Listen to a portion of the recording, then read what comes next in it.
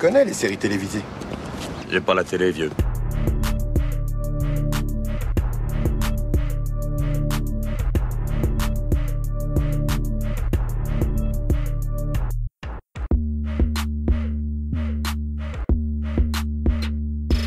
Salut à toutes, salut à tous, soyez les bienvenus dans la saison des séries, votre podcast consacré aux séries d'hier et d'aujourd'hui. Je m'appelle Junior, je suis très heureux de vous retrouver, j'espère que tout va pour le mieux de votre côté. Ma complice du jour, vous aviez pu l'entendre récemment parler de Ripley, série dispo sur Netflix. Il s'agit d'Hélène. Salut Hélène. Salut Junior. Tu vas bien ? Ça va super bien. Et c'est notre dernière de la saison ensemble, dernière saison des séries, j'espère qu'elle va être calme pour une fois. Alors, ça c'est pas garanti, hein, c'est l'été. Le monstre est de sortie, ça y est. Du 26 juillet au 11 août 2024 ont eu lieu les Jeux Olympiques de Paris et du 28 août au 8 septembre prochain se dérouleront les Jeux Paralympiques. En marge de ces événements planétaires, une partie de l'équipe de la saison des séries a choisi de vous proposer des émissions bonus dans lesquelles on va faire un pas de côté en parlant de fiction ou de documentaire autour du sport. Comme on a pu le faire précédemment avec le documentaire Beckham, on va rester dans le monde du foot en évoquant aujourd'hui la fiction Ted Lasso qui fut lancée le 11 septembre 2020. Vous pouvez la visionner sur Apple TV+. 3 saisons et 34 épisodes. La série s'est achevée en mai 2023.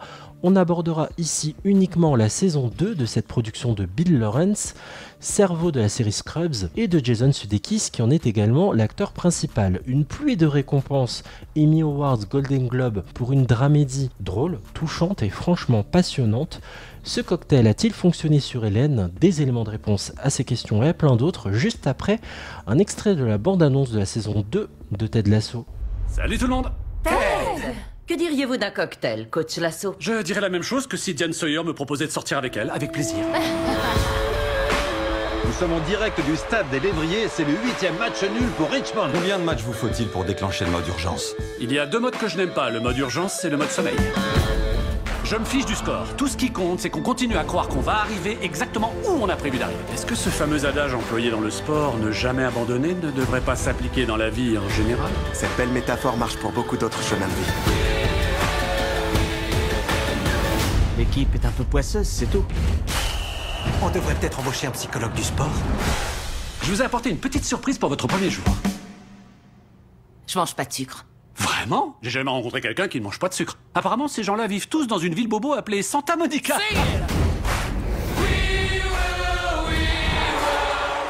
Alors, une précision avant de commencer, pourquoi on a choisi d'évoquer la saison 2 dans cette émission?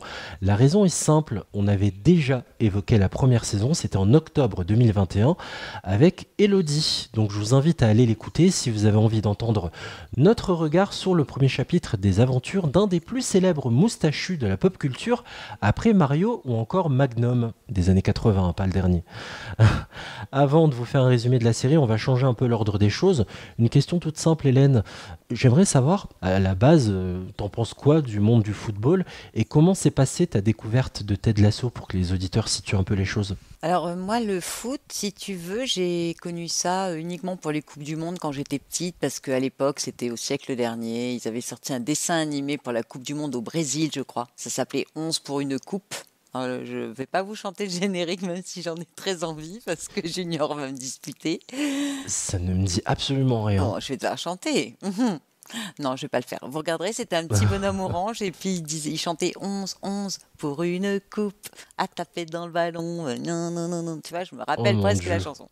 Et donc, c'est là que j'ai commencé à m'intéresser au foot à cause du petit dessin animé et il y avait la Coupe du Monde. Donc, en fait, je suis les Coupes du Monde.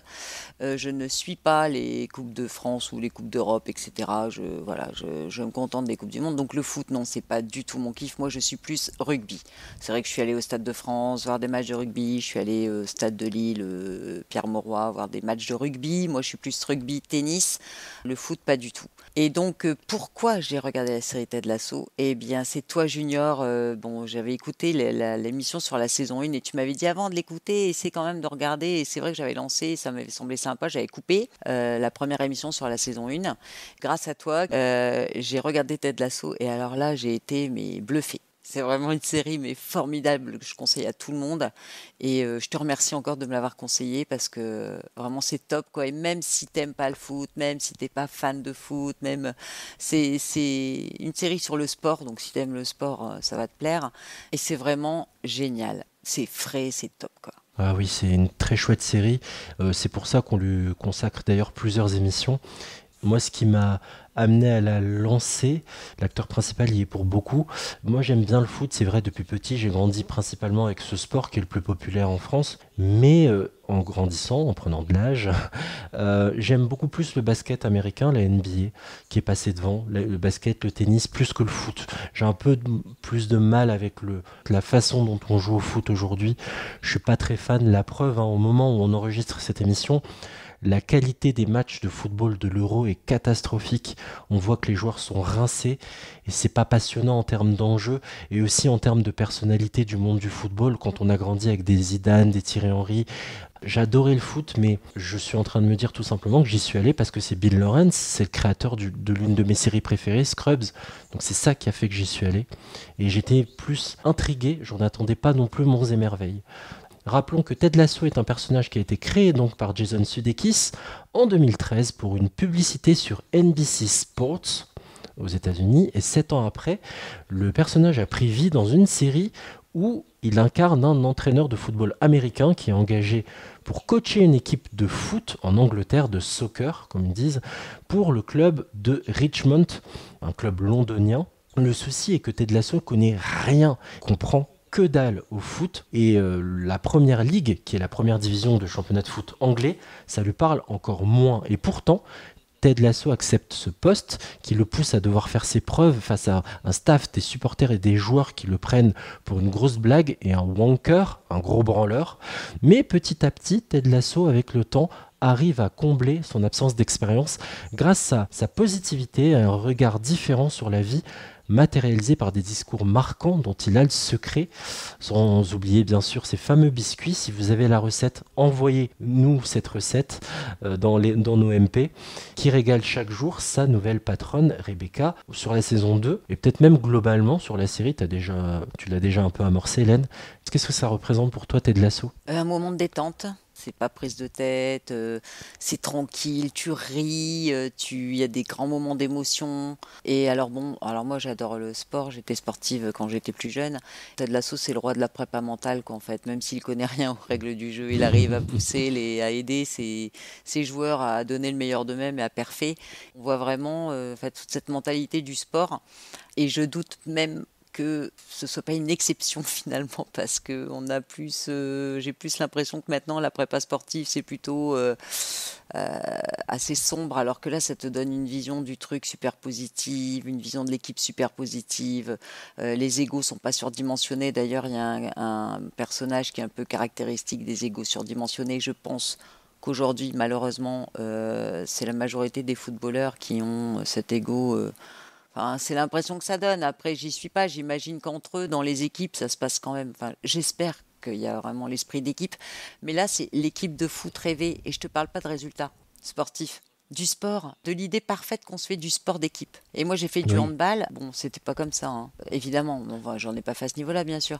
Et j'imagine que plus tu joues à haut niveau et plus tu as besoin de cohésion ou j'en sais rien. Enfin, même si à un niveau inférieur, t'en as besoin aussi. Mais c'est vraiment une image super positive du sport, super positive du foot.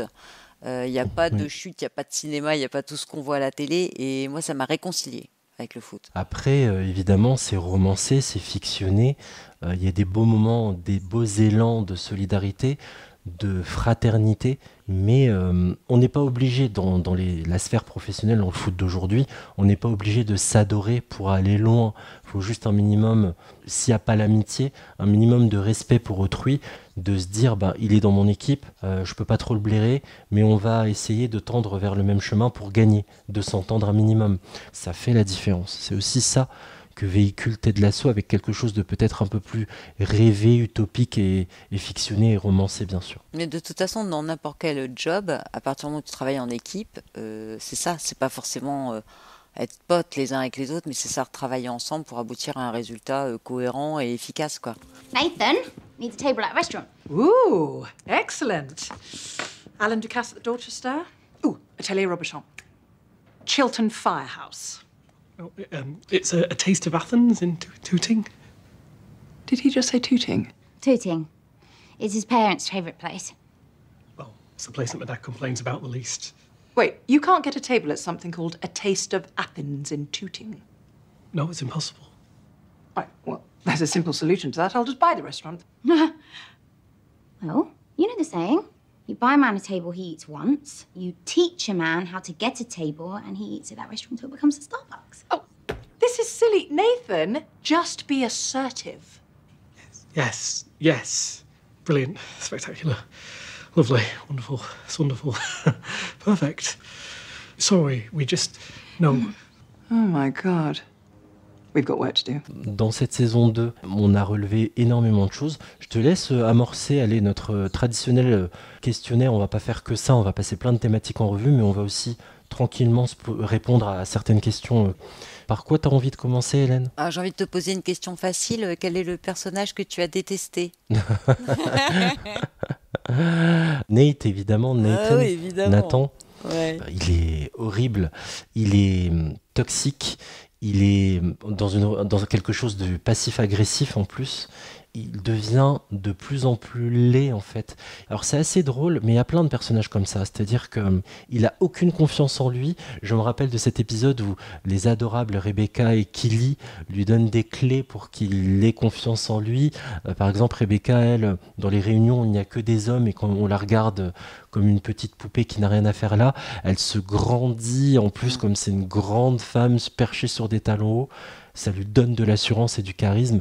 Lui, on lui conseille de trouver son truc à lui pour s'acheter en fait de la contenance et un certain charisme. Et finalement, dès qu'il est en position de force, il va se mettre à écraser celui qui est devenu le nouvel intendant, qui était son ancien rôle avant qu'il devienne coach, et il s'enlaidit à force de maltraiter les autres. T'as eu son truc à lui. Lui, il se grandit pas comme elle le fait. Lui, il crache dans le miroir, quoi.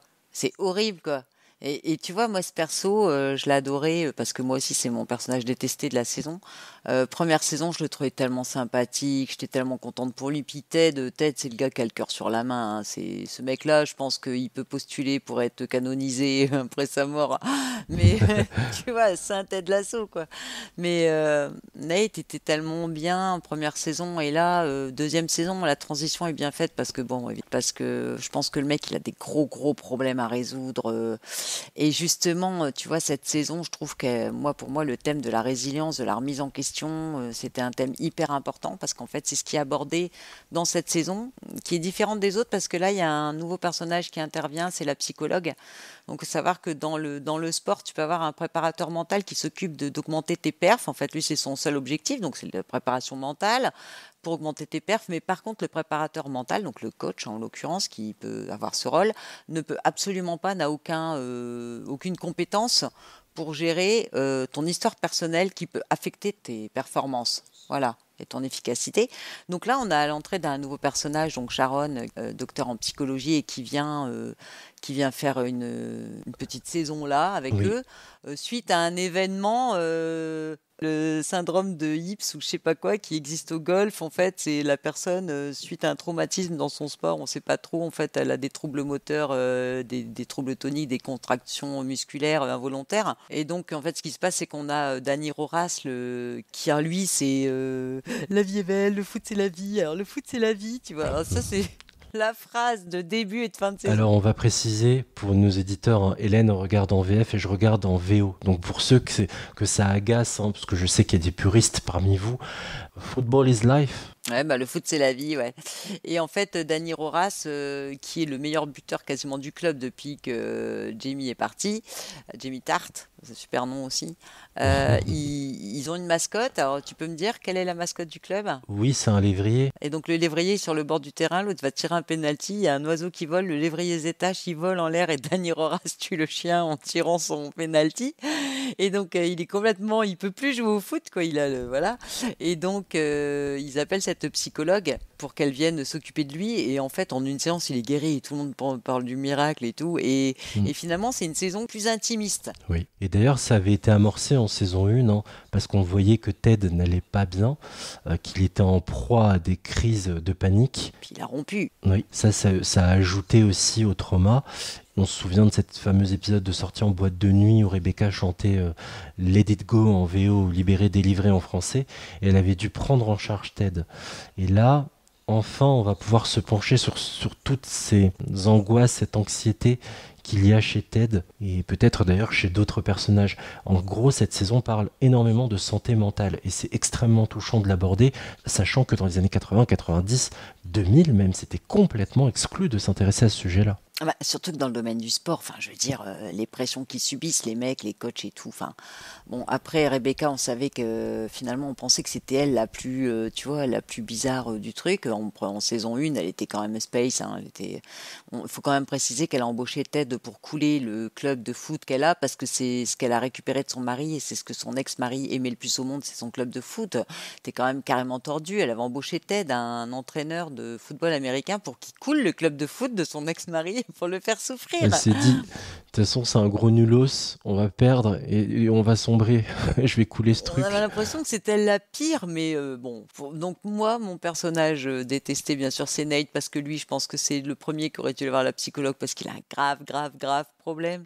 On pourrait rajouter juste derrière, mais on le voit beaucoup moins en saison 2, Rupert, l'ex-mari de Rebecca, qui est toujours un gros connard, mais on le voit très peu dans cette saison 2. Oui, on le voit très peu et ça suffit en fait. On le voit dans mon épisode préféré. Quel est le tien? Alors le mien, c'est un peu délicat de répondre. Est-ce qu'il n'y en a qu'un seul? T'as le droit à 2. T'as le droit à 2 ex-aequo, mais en fais pas 3, quoi. Ça fait 25% de la saison. C'est difficile d'en dégager un parce que ça peut vite être frustrant.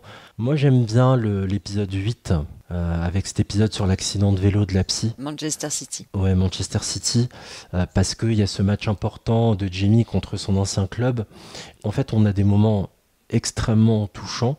Parce que cet épisode, il va sceller un peu plus fort l'amitié entre Ted et la psy, mine de rien. Il va prendre soin d'elle à son tour, Ted. Et puis, les liens aussi au niveau de l'équipe, parce qu'ils perdent, certes. Mais Jamie, dont le père est un fervent supporter de Manchester City, va les rejoindre dans les vestiaires, parce que c'est le papa de Jamie Tart, donc il a des accès, quoi, il peut y aller. Tous les joueurs sont là, tous les coachs, tout le coaching staff, tout le monde est là. Il humilie son fils devant tout le monde. Son fils lui répond par un coup de poing. Et finalement, il finit par se faire sortir salement par l'assistant coach de Ted Lasso, Beard. Et il y a un silence pesant une fois que toute cette scène s'est déroulée. Et ce que j'aime beaucoup, c'est que le seul mécanisme de survie de Roy Kent, qui est très minimaliste, la seule réaction qu'il a, c'est d'aller droit vers lui, de le prendre dans ses bras. Et je chiale à chaque fois que je vois cet épisode. Il est d'une puissance... phénoménal. Je l'aime d'amour. Il y a beaucoup d'épisodes devant lesquels je pleure. Celui-là peut-être un peu plus fort, donc je retiendrai celui-là. L'épisode 8 de la saison 2. Oh, you're not gonna all go little moody bitch just because you got your ass served to you on a plate, are you? Don't speak to me like that. Huh? Don't speak to me like that. Don't speak to me like that. Okay, well, let's see if you can hear this. You know that Ickle TV show you made? You just made it easier for Manchester City to kick you to the curb.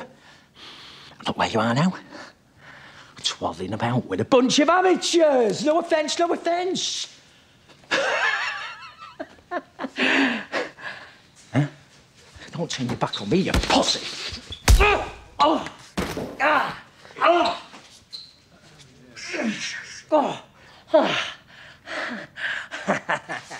Oh, yeah. Okay, you can have that one for free. Time to go, go, big time! Hey, let's have it, Jamie! Don't you forget where you came from! Watch the door! Oops! Ah bah tu vois, moi il est ex-aequo avec un autre. Je suis d'accord avec toi que Ted Lasso, c'est une série où soit tu chiales, soit tu meurs de rire, quoi. Ah ouais, on va se marrer en premier, on va parler de choses plus légères, vous inquiétez pas.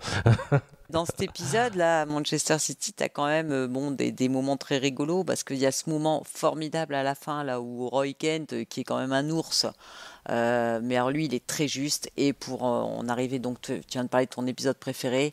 Et moi, mon perso préféré sur cette saison, c'est Roy. Donc voilà, parce que je l'ai trouvé tellement juste sur cette saison, tellement droit dans ses bottes, et puis tellement lui-même, quoi. C'est de l'authenticité pure, ce gars, ce perso. Et en effet, dans cet épisode que j'ai adoré aussi, il est formidable, quoi. Il reste dans ce qu'il est, hein. Il est assez mutique, il parle pas énormément, il grogne. D'ailleurs, Hélène, c'est marrant que tu le cites dans tes persos préférés, il agace beaucoup, hein. Comme Ryan dans Newport Beach pouvait agacer, Roy ici dans Ted Lasso agace pas mal de gens. Des gens ne l'aiment pas parce que justement il est monolithique, il fait toujours la même gueule, tu sais, renfrogné, et il y a ses grognements, donc il agace autant qu'il touche. Ah, mais il n'est pas tout le temps comme ça, hein. Dans la saison, on le voit tendre avec Kelly, puisqu'ils sont ensemble maintenant, et puis que voilà, on voit les deux facettes de Roy. En fait, Roy, c'est noir ou blanc. Il n'y a pas de gris avec Roy. Et en fait, en saison 3, il est encore mieux, vraiment. C'est vrai qu'il prend soin énormément de sa nièce, Phoebe. Et dans cet épisode, il y a d'ailleurs un petit passage à l'école, parce qu'il va chercher sa nièce à l'école, et puis il faut voir, il dit des horreurs, quoi. Il va à l'école, il dit à la maîtresse, les expressions genre une lampe torche coincée dans le cul, enfin bref, et la maîtresse lui dit, quand même, la petite, elle dit beaucoup de gros mots, elle dessine des nichons et tout, va falloir se remettre en question. Mais il est trop marrant. Et donc, pour en revenir à mon épisode préféré ex-aequo, il y a l'épisode de Noël. Alors, quand on avait fait l'émission de Noël, je cherchais un épisode de Noël et franchement, je voulais prendre celui-là. Je sais pas si tu te rappelles, je voulais prendre cet épisode de Noël qui est formidable. Et moi, c'est mon épisode. C'est pas mon épisode préféré. J'en ai plusieurs comme toi, mais c'est pas mon préféré. Et dans l'épisode de Noël, Roy, justement, il emmène sa petite nièce parce qu'en fait, ça, c'est mes épisodes what the fuck, si tu veux. Parce qu'en fait, la petite, elle a une haleine de renard mort, tu vois. Enfin bref. Et donc, d'animal mort. Et donc, du coup, le jour de Noël, il fait toutes les maisons du coin pour trouver un dentiste pour sa nièce. Et il va dans les quartiers riches. Ah ouais, pour trouver un dentiste, tu vois. Et donc cet épisode, il était trop mignon aussi, et la personnalité de Roy, tu vois, c'était top. Et j'adore comment les personnages se démènent pour ne pas être seuls à Noël. D'ailleurs, il y a tous les joueurs qui sont loin de leur famille. Ça, c'est génial dans l'ancrage du quotidien des footballeurs. Il faut expliquer un peu, Hélène, pardon. En fait, en Angleterre, tu joues le lendemain de Noël. C'est le début des soldes là-bas, c'est ce qu'on appelle le Boxing Day. Et en première ligue, tu joues. Donc il y a beaucoup de joueurs qui n'ont pas la possibilité d'aller fêter Noël dans leur pays d'origine et qui restent en Angleterre éloignés de leur famille. Et Higgins, le directeur sportif du club, invite d'habitude 2 joueurs chaque année. Et là, toute la team vient et ça donne un moment hyper convivial et hyper sympa. Ça parle aussi de comment ne pas être seul à Noël. C'est un des épisodes de Noël de série, tu vois, dont je me rappelle. C'était un des épisodes que j'avais adoré parce qu'il est vraiment particulier aussi, même Rebecca avec Ted. Enfin, c'est un super épisode de Noël avec une belle ambiance. Mais alors, ça c'était mon podium, mais mon épisode préféré, c'est quand même 0 mariage, un enterrement, l'enterrement du père de Rebecca. Parce que là, on dit qu'il y a un épisode de dingue dans cette saison. On est tous les deux d'accord sur le même, c'est la folle nuit de Beard. Mais alors, l'épisode de l'enterrement, il y a du lourd. Et il est drôle en plus. Ça commence très très fort. Rebecca est encore dans sa cuisine avec un mec à poil. Sa mère arrive pour la 2e fois. Et là, Rebecca croit qu'elle s'est disputée avec son père. Elle dit, tu t'es encore disputée avec papa? Ah mais non, il est mort. Et elle lui annonce comme ça. Ça calme. Écoute, on dirait qu'il se passe rien dans sa tête à Rebecca, qu'elle est un peu triste, enfin étonnée, quoi, tu vois. Et puis donc, finalement, elle va dormir dans sa chambre de jeune fille. Enfin, faut voir, c'est genre le lit à baldaquin et toutes les conneries.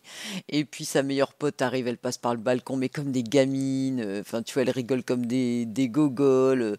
Commence à faire les connes alors que c'est l'enterrement, quoi, le jour même. Et puis sa mère, elle met Rick Astley à fond dans la maison, Never Gonna Give You Up. Et donc, elles arrivent à l'église et là, elles se tapent des fous rires. Elles rigolent comme des folles en picolant du champ à la bouteille avec Kelly et puis Hardy, justement.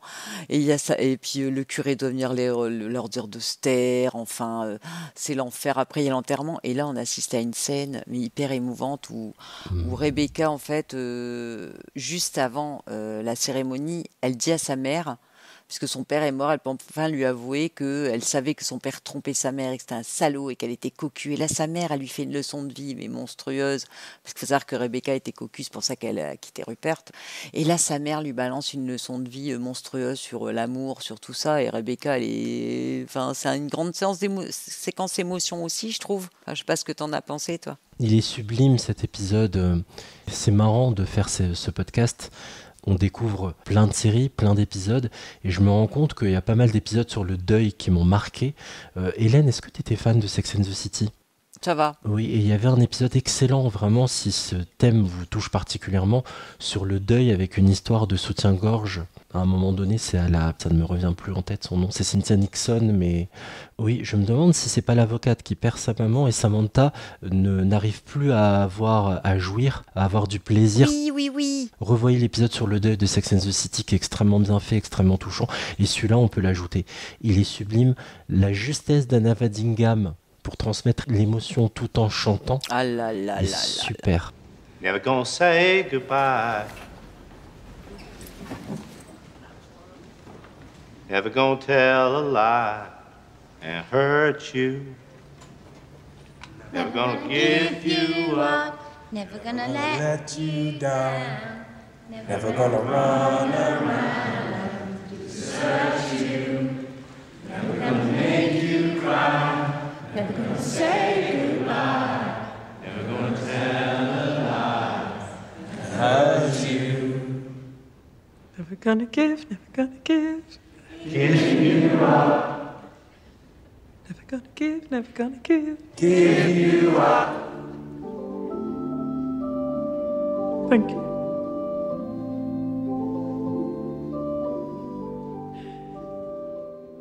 Vraiment, en plus c'est drôle, hein. Genre Rick Astley, sa mère pensait que c'était un noir. En fait, le mec, il n'y a pas plus blanc. À la fin de l'épisode, elle lui met le clip parce qu'elle retrouve une vieille vidéocassette d'elle dans une bassine petite dans le jardin. Et elle a enregistré le clip de Rick Astley dessus parce qu'elle était fan étant jeune. Sa mère, elle fait « Oh, bah, c'est lui, Rick Astley !» Mais je pensais qu'il était noir. Rick Astley, le petit rouquin. C'est génial, alors que c'est vraiment le Britannique, le Ed Sheeran de l'époque. Ah, mais quand elle se met à chanter, mais enfin, faut regarder cet épisode vraiment si vous voulez regarder voilà. Et on rit beaucoup parce qu'il y a tout le travail de recherche de qui Rebecca se tape.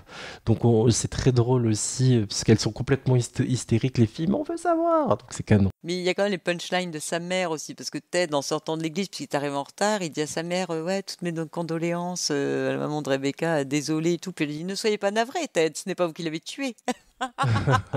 Mais c'est que des punchlines comme ça. Mais sa mère, elle est hyper. Enfin, tu vois, t'as l'impression que c'est un personnage complètement con. En fait, cette femme, elle est formidable, quoi. Et puis il y a son ex-mari qui est là. Puis elle lui dit oh, comment tu vas, mon petit Rupert. Et puis Rebecca lui dit enfin, maman, c'est un connard et tout. Il m'a trompé et tout. Elle dit mais oui, mais justement, plus on est gentil avec lui, plus j'ai l'impression qu'on en a vraiment mais rien à foutre de sa gueule et tout. Exactement. Ah là là là là, et ça marche en plus, non mais vraiment...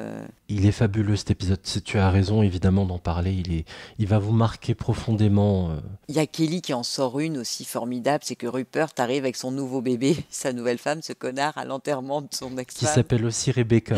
Aussi, mais qui a peut-être 20 ans de moins. Et Kelly, ils ont un bébé. Il faut savoir que Rebecca n'a jamais pu avoir d'enfant. Donc Rebecca un petit peu choquée quand même qu'il vienne là avec son bébé, sa nouvelle femme et tout. Enfin, c'est super malaisant et c'est pas correct, quoi. Et Kelly lui dit mais non, mais de toute façon, son bébé il est tout pourri. Genre, son bébé est moche, il est tout pourri. Et je sais plus qui disait enfin tu fais en gros de la grossophobie sur un bébé, bravo, mais c'était drôle. Je rappelle Rupert, il est interprété par Anthony Head, qui est l'ancien Giles dans la série Buffy contre les vampires. Et ça fait justement, c'était un grand gentil dans Buffy. Ça fait bizarre de le voir en salaud quelques années. J'étais trop content de le revoir et puis quand tu vois son perso, tu te dis mais il est horrible. Et en plus, ils ont fait exprès de l'appeler Rupert aussi dans Ted Lasso puisqu'il s'appelle aussi Rupert, mais Giles dans Buffy. Et ton personnage préféré, toi, c'est moi, c'est Roy, toi, c'est qui ? Allez, on va citer un féminin pour jouer la carte de la parité. J'aime beaucoup Killy. Et son amitié avec Rebecca. J'adore son évolution à Killy. Ce que j'aime, c'est que c'est un personnage, c'est une très jolie jeune femme qui a posé pour des revues et tout, qui a fait des modèles photos. C'est une femme bosseuse, c'est une femme qui est toujours enthousiaste, loyale. fiable, exactement, on peut compter sur elle. Elle aide énormément les joueurs, elle est vraiment en soutien, elle va aider Nathan à acheter même un beau costume et tout, des choses comme ça. Elle est vraiment aux petits soins pour tout le monde, elle a beaucoup d'amour à donner, c'est une perle. Et elle grandit en plus, elle était quelque part une simple petite assistante, elle devient vraiment amie, confidente de la boss du club, jusqu'à créer sa propre entreprise, son propre patron. Et j'adore son évolution, j'adore son sourire, j'adore son naturel, son assurance aussi, parce qu'au bout d'un moment, elle dit j'en ai marre, j'ai besoin de moments pour moi, merde, Roy, je te vois tout le temps, au boulot, dans la maison, t'es sexy à t'asseoir là, à lire devant moi, merde, j'ai envie de regarder Sex and the City. Ce podcast est bien fait, hein, on parle des mêmes choses. Et voilà, et j'aime beaucoup ce qu'elle dégage. Juno Temple a une fraîcheur et un magnétisme qui fait Oui, c'est pour beaucoup ça que de bien. l'épisode de Noël est ton préféré. C'est pas... Parce qu'il faut la voir, elle est dans une tenue ultra sexy parce que c'est Noël coquin, tu vois. Donc Elle a un déshabillé rouge, il va vous rester à jamais gravé dans votre mémoire. Et là, Roy se pointe avec qui dans les mains? Sa petite nièce, parce que sa mère, je sais pas trop, sa mère travaille, enfin bref, on sait qu'elle est à l'hôpital en fait. Et là, l'autre, elle est en nuisette, hyper sexy, mais pas gênée quoi. Elle dit ah bah alors et tout, bah tant pis, c'est bien, elle vient. Et puis après. Elle se rhabille même pas en 4ème vitesse, tu vois. Non, même pas, elle est naturelle, elle s'assume à fond. Et d'ailleurs, à la fin de la saison, elle est élue meilleure femme d'affaires de l'année pour le magazine, je sais plus lequel. Et elle pose avec Roy. Bah, tu vois, moi c'est Roy et toi c'est Killy, donc en fait, voilà. Et ça s'appelle un beau couple et équilibre parfait. J'adore son perso et je suis trop content pour Juno Temple d'ailleurs, qui derrière a accédé à pas mal d'autres choses, d'autres propositions. Dans Fargo saison 5, et elle joue dans le prochain Venom d'ailleurs, toi qui aimes le Marvel Universe. Elle joue dans Venom The Last Dance. D'accord. Didn't get my text, did you? What did it say? My sister got called to surgery, so Phoebe's got to spend sexy Christmas with us. Oh, right. Okay. Phoebe, I'm sorry you can't spend Christmas with your mum, but we'll have fun together, yeah? Please just leave me alone. Apparently she's been like this all week. Won't talk about it. I am sorry, I know this does make Christmas significantly less sexy. No, don't worry about it. We can do sexy Boxing Day. Can't. I've got a match all day. Working. I can't do the day after. Sexy December 28th. 28th. Sexiest of all the days. Yeah. Holy fucking shit, you look incredible. Et l'épisode où tu t'es le plus ennuyé, parce que là, franchement, tous les épisodes sont canons. C'est vrai que c'est dur de choisir, mais Tu vas me détester. Beard. La folle nuit de Beard. Et je vais être très transparent, je l'ai vu une fois, je l'ai relancé la deuxième fois, je ne l'ai pas fini. J'aime beaucoup Beard, j'adore, il est drôle, il parle peu, mais il parle bien. Je l'adore. J'adore quand il est dissimulé derrière ses lunettes et que parfois il est choqué et il va remettre les choses en place. J'adore comment parfois il fait effet tampon et parfois comment il vulgarise une situation qui est compliquée. Il la simplifie en deux temps, trois mouvements. J'adore ce perso. C'est un beau contrepoids à Ted Lasso. C'est son meilleur ami déjà d'une part et d'autre part ils sont partis ensemble pour entraîner alors qu'en fait bon voilà le mec il s'est lancé, faut être un peu foufou quand même. Et lui il connaît le foot, Beard, pas Ted Lasso. Lui il connaît Beard. Il sait ce que c'est un match nul, les hors-jeu, et il sait ce que c'est que la Première Ligue et le Championship. Il sait qu'il y a un club qui s'appelle le Sheffield de mercredi, Sheffield Wednesday. qui joue le samedi parce qu'avant il jouait que le mercredi. Bon la réplique de cet épisode c'est quand même mais ferme-la Thierry Henry. Il y a Thierry Henry dans l'épisode, qu'on se le dise. En guest. Alors, c'est un truc complètement chelou. Alors, je comprends que t'as pas adhéré parce que c'est complètement décousu et on pense que le mec est sous exta et qu'il rêve ou qu'il vit sa vie sous exta. Mais à la fin, on sait plus trop, quoi. Oui, et puis il y a un truc où je me dis, il va se faire agresser, le pauvre. Enfin, tu vois, il erre dans les rues la nuit, complètement défoncé. Avec un pantalon à paillettes. Voilà. Franchement, cet épisode, je ne le garde pas parmi mes préférés. Il est pas. Et vous pouvez d'ailleurs le skipper. le zapper, vous ne perdez rien. Mais pourquoi tu dis ça? Faut le regarder, cet épisode. Il est complètement dingue. C'est un truc de malade mental. Tu prends tout l'épisode, tu dis non, mais là, le gars, il a pris des champis encore une fois, quoi, tu vois. Parce qu'il faut le dire, parce que Beard, c'est quand même le gars qui aime faire des expériences un peu cheloues, qui est un peu bizarre avec sa copine et tout. C'est les montagnes russes. Mais alors, moi, c'est pas l'épisode où je me suis ennuyée. Moi, c'est l'épisode 7, État d'esprit. Alors, pour te remettre dans le contexte, Ted se décide d'aller voir la psy quand même. Nate, c'est l'épisode où Nate casse Colin, où il est super méchant avec lui en lui disant ouais, il faut savoir que l'équipe de foot charrie un peu Nate. Et je trouve que c'est le moment où Nate bascule, où il casse Colin en étant très méchant avec lui.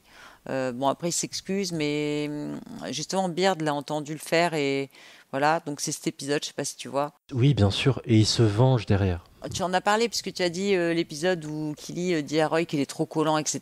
et où il s'excuse Oui. et tout. Voilà. Et ben, je suis d'accord avec toi, c'est l'arc narratif Killy Roy qui est le plus intéressant. Le reste, l'est un peu moins, il y a quelque chose d'un peu moins accrocheur. Ouais, on s'ennuie un petit peu, il y a moins de LOL. Parce qu'en parlant des LOL, enfin je veux dire des moments comiques, moi j'ai pas pu te dire le moment qui m'a le plus fait rire, parce qu'il y en a trop. Il y en a beaucoup, mais il y en a un, j'ai pensé à toi, on est obligé de parler de ce qui excite Killy. Ah mais oui, ah mais oui. Ah mais ça c'est mon what the fuck, tu vois, parce que j'ai halluciné quoi. J'ai pas juste ri, j'ai dit non mais ils sont complètement tapés dans cette série. Vas-y, je te laisse en parler, Junior. Évidemment, c'est pour ma pomme. Il est génial. Mais en plus, c'est difficile de regarder cette scène sans penser à une autre scène géniale dans Fleabag. Donc, pour résumer, Oui. Killy est tranquillement chez elle, à l'étage. Pendant ce temps-là, Roy entre en bas. Il parle, il se dit, sa femme est là dans le salon, mais il parle dans le vide. Il dit, mais bordel, elle est où? Donc il monte à l'étage. Elle est dans la chambre, tranquillement dans son lit, en train de se faire plaisir toute seule, et avec une oreillette sans fil dans l'oreille, et son portable. Donc on se dit, elle se fait un bon petit porno tranquillement. Et Roy lui demande, donc il tombe sur elle, il dit, je t'ai grillé, t'étais en train de mater un bon petit porno, vas-y, on partage ensemble. Et pourquoi pas, on se fait plaisir ensemble en regardant. Et il voit quoi?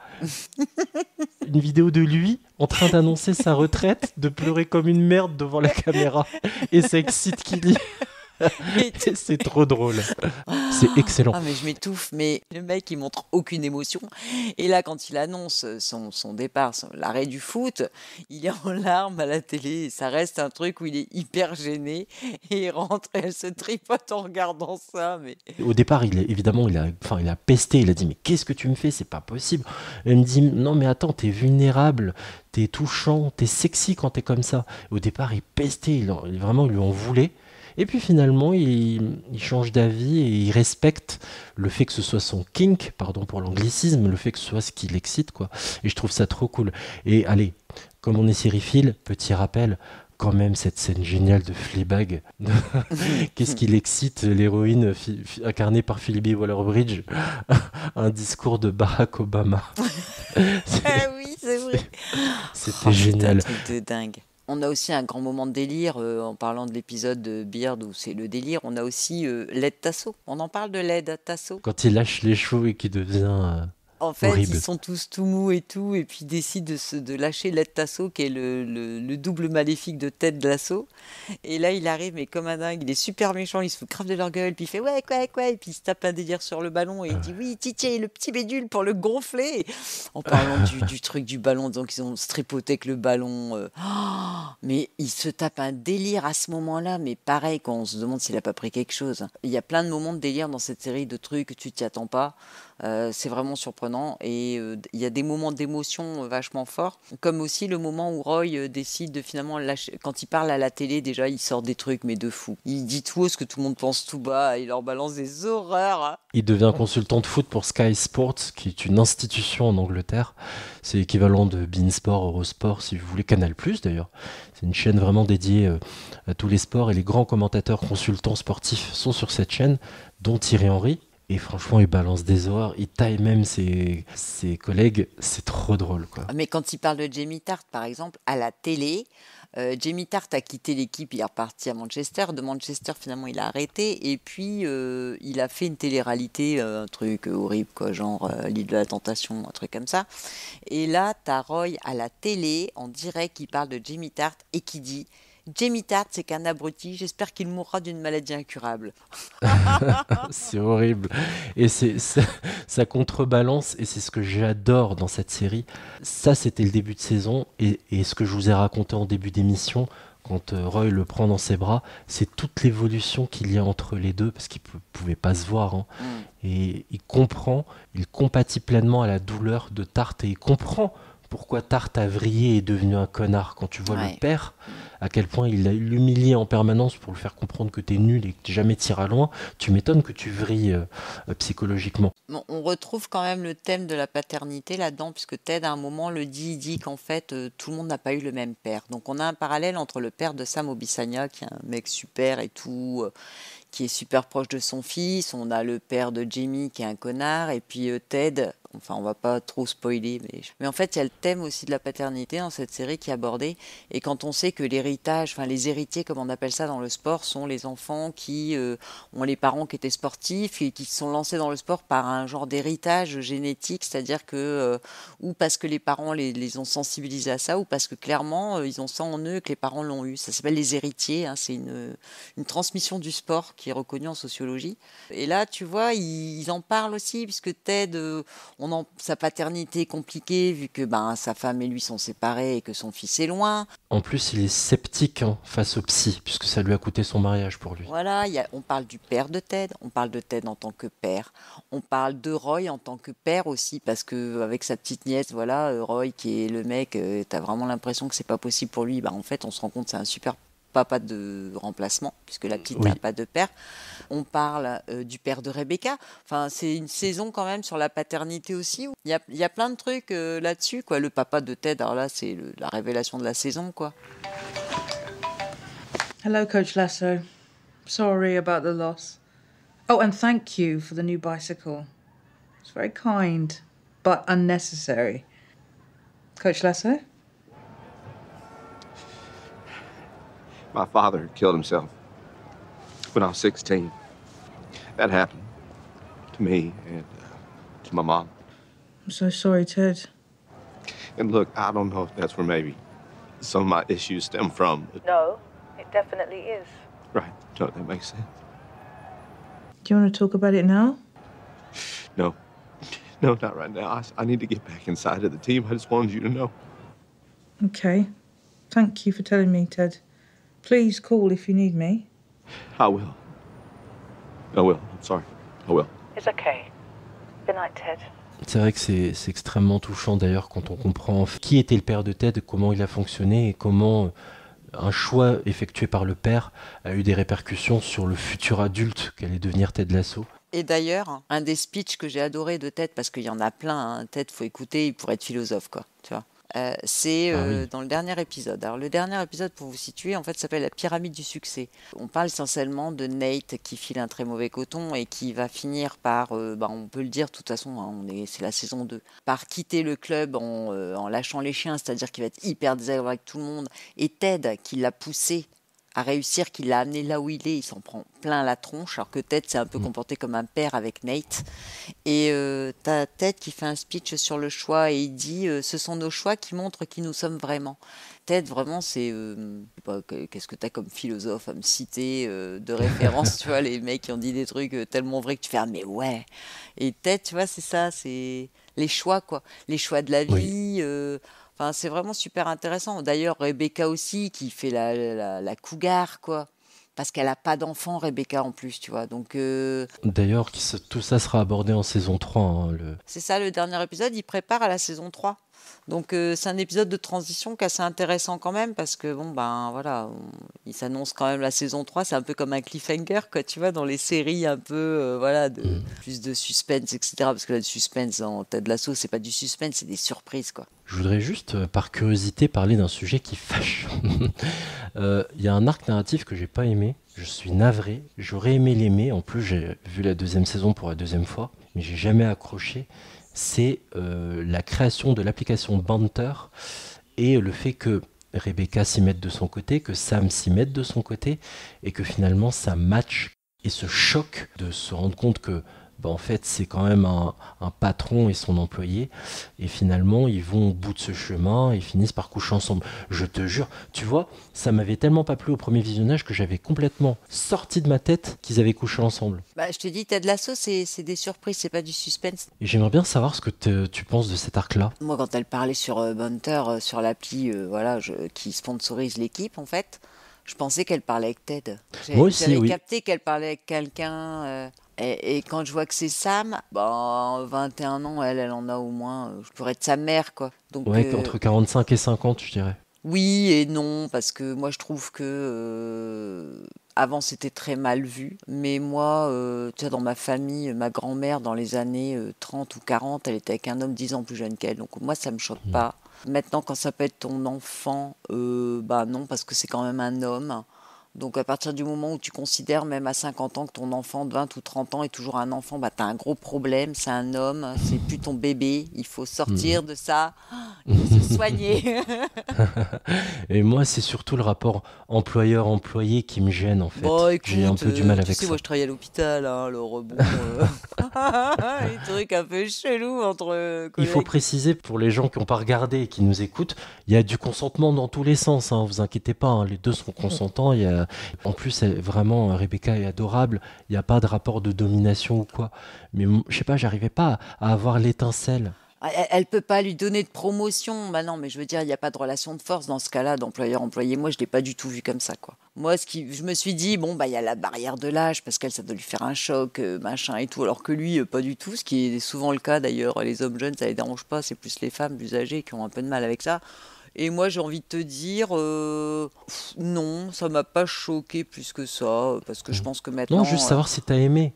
Au-delà d'être choqué, moi ça m'a pas plu parce que j'arrivais pas à me projeter et me dire ils sont trop mignons tous les deux. Moi je trouvais qu'ils allaient super bien ensemble en fait. Mais j'adore les deux personnages mais séparément. Ensemble je suis moins convaincu. Eh ben non, moi j'ai trouvé que Sam qui faisait petit-fils à son papa pendant toute la saison, là tout nu dans la cuisine de Rebecca, moi j'ai trouvé que Sam franchement il prenait de l'ampleur, son rôle prenait de l'ampleur. Voilà, vous découvrez le vrai visage d'Hélène, il suffit de lui mettre un mec avec un boxeur moulant. Et voilà, c'est fini. Oh, même plusieurs, hein, je veux dire, s'ils sont tous tout nus dans la douche, moi je peux regarder, hein, ça me choque pas. On se calme, c'est un podcast tout public. Donc. Non, mais il est en boxeur, en plus il est pas tout nu. Hein. Je te signale que moi je suis infirmière de bloc, hein, des gens tout nus, j'en ai vu des centaines, alors excuse-moi, mais ça m'émeut pas, je suis pas dans tous mes états non plus, quoi. Voilà. Hélène, il est temps que cette saison se termine. Donc les filles, c'est une série sur le foot, mais vous pouvez regarder, il y a plein de mecs super bien foutus en boxeur dans les cuisines et dans les douches. Oh shit! What? Shit! What? Shit! What? God, this can't be happening. What it is? You just knew I shouldn't have come in here. But you did. Oh, no, Sam. No. Sam. We can't. I'm your boss. No. You are way too young. I mean, you're what, like 24? I'm 21. Oh my God, I'm a paedophile. I feel like I've groomed you. All these messages, I was grooming you. You didn't groom me, okay? We didn't know who we were. Okay, but now we do. And this is not happening. No, this can't happen. Oh. And this never happened, okay? Oh, God. Wait. On est pleinement plongé dans le monde du foot, évidemment. Mais il y a tellement de choses qui sont racontées autour et qui sont tellement bien racontées. C'est pas une toile de fond le foot, mais toutes les thématiques humaines vont tourner autour de ce sport et ça, je trouve ça fabuleux. Humaine et humaniste. Carrément, quoi. Même le bien vivre ensemble à l'épisode de Noël, la multiculturalité, la générosité, accepter les autres tels qu'ils sont, parce qu'en gros, c'est ça le message de Ted Lasso, c'est que il faut réussir ensemble à faire quelque chose d'efficace, même si on se ressemble pas, même si on est complètement opposés. Même si, voilà, le but, c'est quand même d'atteindre un objectif tous ensemble, si tu vois ce que je veux dire, et d'y arriver tous ensemble avec nos différences, et voilà, et qu'il faut respecter aussi les différences de chacun. Et c'est ce que fait Ted, même avec Nate à la fin. Oui, et j'adore parce qu'il y a toujours ce travail de renversement. Vous me prenez pour telle personne, mais laissez-moi par les actes vous montrer que je suis bien loin de l'image que vous imaginez, que vous projetez me concernant. Et j'adore ça, tu sais, cette fameuse scène d'humiliation en saison 1, quand il est face à Rupert. Rupert est tout fier de lui, il pense l'avoir humilié lors d'un concours de lancer de fléchettes. Ouais. Et avec un de ses discours vraiment marquants, touchants, il raconte comment il a été harcelé et comment il a montré à ces gamins qui le prenaient pour un idiot que les idiots, c'est pas moi, c'était vous. Et je vais vous le démontrer par A plus B. J'adore quand il fait ça. Au-delà de l'arc narratif que j'ai le moins aimé, mais sincèrement, j'aime 99,9% de cette série. Ça quoi. devrait être montré à l'école. Mais oui, c'est vachement bien pour la tolérance et tout. Et d'ailleurs, Hélène, on va pousser tout ce que tu as évoqué en saison 3. Donc c'est super intéressant. Et vu qu'on ne t'entendra pas sur cette saison 3, juste 2 choses qui m'intéressent vraiment. Pour situer pour les auditeurs, cette saison 2, si tu devais faire un classement, saison 1, 2, 3, comment tu les classerais? Et surtout, avant que tu me donnes ton classement, j'aimerais beaucoup savoir ce que tu as pensé de la saison 3 et de cette conclusion aussi avec des épisodes un peu plus longs. Alors la saison 3, écoute, moi j'étais tellement triste que ça s'arrête, j'ai adoré aussi la saison 3. Je pense même que c'est ma saison préférée. Ah, d'accord. Parce qu'il y a une super belle évolution des personnages où je trouve qu'ils s'épanouissent encore davantage chacun dans leur domaine finalement. En fait, la saison 1, c'est la saison de la prise de marque pour moi. La saison 2, c'est la saison des remises en question, de la résilience, de la progression et de la mise à plat de toute des problématiques. Et la saison 3, pour moi, c'est l'épanouissement des personnages dans leur vie perso, même pour le foot, malgré tout, quoi, tu vois. Et en fait, tu remarqueras franchement, moi, je n'ai pas retenu dans quelle saison le club était victorieux, dans quelle saison, voilà. Je retiens les épisodes où ils gagnent, mais même les épisodes où ils perdent, tu vois, je sais pas, c'est pas tellement le résultat, en fait. Et c'est ça, et franchement, j'étais trop triste. La saison 3, c'est la dernière, hein, on est d'accord. Alors, au moment où nous enregistrons ce podcast, il y a des tractations il y a des discussions pour soit faire une saison 4, et je suis vraiment pas sûr d'en vouloir une, soit faire une série dérivée. Un spin-off. Un spin-off, je ne sais plus sur quel personnage, faut m'excuser, mais voilà les idées, les pistes qu'il y a en ce moment. Un spin-off, pourquoi pas? Une saison 4, non quoi. Je suis pas sûr d'avoir envie qu'on touche encore au personnage, surtout que la fin est joliment faite. Ouais, carrément, mais tu vois, Better Call Saul, par exemple, c'est un bon spin-off de Breaking Bad, donc on peut être surpris aussi. C'est pour ça que je préfère laisser la porte ouverte à un spin-off. Fallait pas faire la fin qui a été faite en saison 3 si vous vouliez continuer derrière, en fait. Oh bah la fin est canon, faut le dire, mais franchement, t'es hyper triste que ça s'arrête, mais c'est ça qui est bien, c'est que il y a des séries comme ça qui auraient pu s'abstenir de continuer, tu vois, il y a et puis il y a tellement de séries qui sont super et qui finalement continuent pas, que tu vois, là, je pense que la boucle est bouclée, qu'on est bien, qu'il n'y a pas besoin malheureusement, hein, alors que j'adore la série. Pareil. Mais bon, on verra. Et vraiment, moi, elle est dans mon top 10, top 15, j'en sais rien, de meilleures séries que j'ai pu voir dans ma vie. Et vraiment, on vous la recommande chaudement. Ça paye pas de mine, hein, Ted Lasso, ça paye pas de mine, mais je te remercie vraiment de me l'avoir conseillé, et puis parce que j'y serais pas allée spontanément. Mais oui, et c'est dommage que le foot puisse rebuter, notamment le public féminin. Pardon, c'est très cliché ce que je dis et très sexiste. Il y a de plus en plus de femmes, de filles qui aiment le foot, et c'est tant mieux, mais c'est quand même la population qui va le moins aller vers cette série, quoi qu'on puisse en dire et en penser.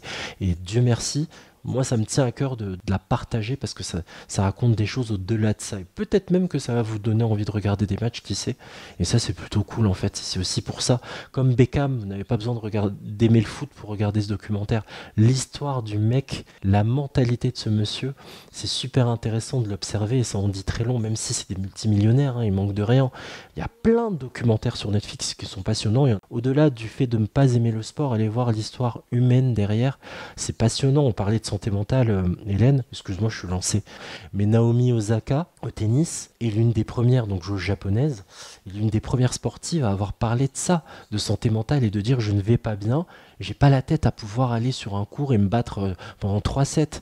Et c'est courageux et c'est à saluer. Tu sais que la santé mentale, donc la prépa mentale en l'occurrence, c'est quand même quelque chose qui est enseigné dans les facs de sport pour justement, c'est hyper important pour les coachs d'avoir des notions de prépa mentale, de maîtriser certaines choses pour faire progresser leurs joueurs, mais ça s'arrête à la perf. Et d'où l'intérêt d'avoir des psychologues dans les clubs de sport aussi, Parce que souvent, par le sport, tu vois, le sport en sociologie, c'est quelque chose qui permet, ça peut être un exutoire, comme ça peut être diminuer les violences dans la société. Il y a aussi pas mal de philosophes et de sociologues qui se sont arrêtés là-dessus. Le sport, voilà, c'est quelque chose, ça peut être très positif, comme ça peut cacher aussi des choses. Et le sport dévoile, met à jour un peu ça fait ressortir en fait tes blessures. Tu peux pas tricher, tu peux tricher au sport, mais tu peux pas tricher avec toi-même quand tu veux perfer au sport. Et Hélène est une grande tricheuse, maintenant vous le savez. Donc mais oui, tu peux tricher au sport, arrête tes conneries, évidemment. Elle est sur la ligne. Attends, sinon, il n'y aurait jamais cette expression « à mort l'arbitre » n'existerait pas si on ne pouvait pas tricher au sport.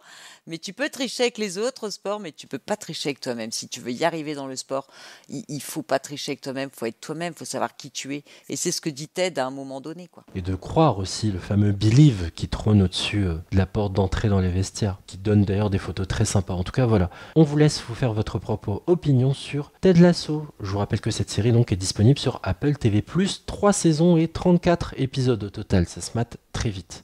La saison des séries, c'est fini, c'était la dernière de cette saison avec Hélène. Merci à toi Hélène d'avoir été avec moi pour cette émission. C'est moi qui te remercie Junior, et puis on se retrouve à la rentrée. Comme c'est la dernière de la saison des séries, je tiens particulièrement à remercier toute mon équipe, et ils sont nombreux, donc Hélène, Solène, Alex, Delphine et Jérémy et Franck, un grand merci à eux qui ont beaucoup de courage de me supporter toute la saison, à moins que ce ne soit l'inverse. Tout à fait, j'allais le dire. Tu nous supportes beaucoup. Voilà.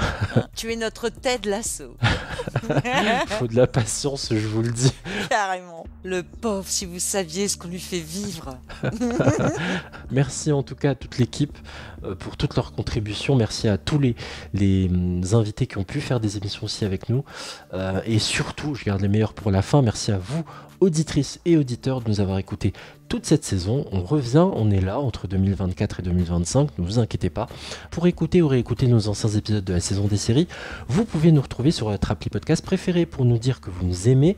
Vous pouvez laisser un commentaire et 5 étoiles sur les applications Spotify, Apple Podcast ou Podcast Addict. N'oubliez pas de nous suivre sur Twitter, @piloteparfait, et sur Instagram, la saison des séries. Je vous souhaite à toutes et à tous plein de bons épisodes et je vous dis à très bientôt. Ciao. Bye bye.